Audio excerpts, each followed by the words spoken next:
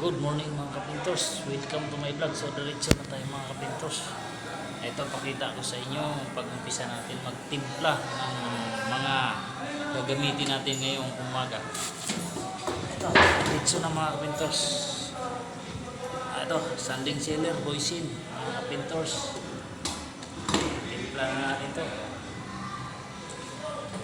Yan. Ito, lacquer thinner, boysin mga kapintors. Pang-rub na natin to. So panoorin nyo na lang ang dulo. Welcome. Yan, may vlog. So pakishare ang ating vlog mga kapintors. So siyempre ating clear gloss boysin. Kunti-kunti lang muna mga kapintors. So siyempre ating lacquer flow boysin pa rin mga kapintors. Ang pakintab at saka parang plastic na yun. Ayan. So siyempre mikos-mikos na minsan. Lahat ng ginagamit natin ay boysin sa kapintors. Ayan.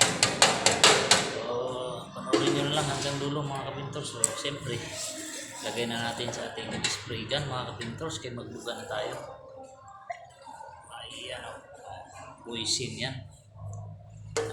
Boysin baka naman.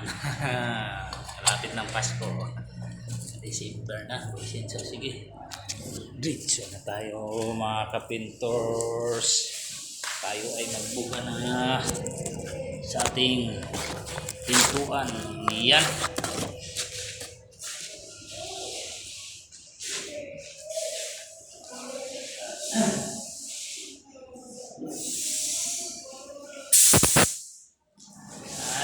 Tuloy pa rin tayo mga kapintors sa ating pagbubuga ng pintuan kasi masilan ito kay pintuan ng magbarnis, masila ng barnis. Binubuli pa natin yan bago itakot.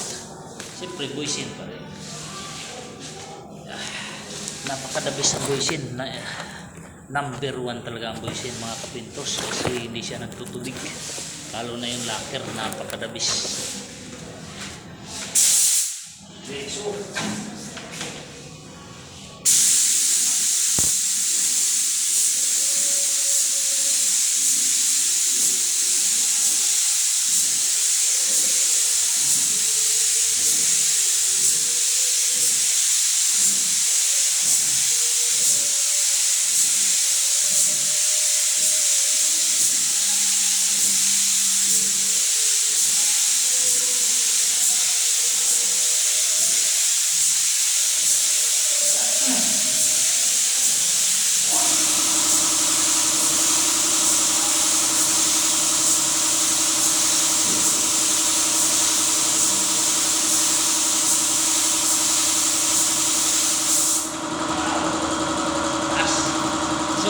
yun, hanggang dito lang muna mga kapintors.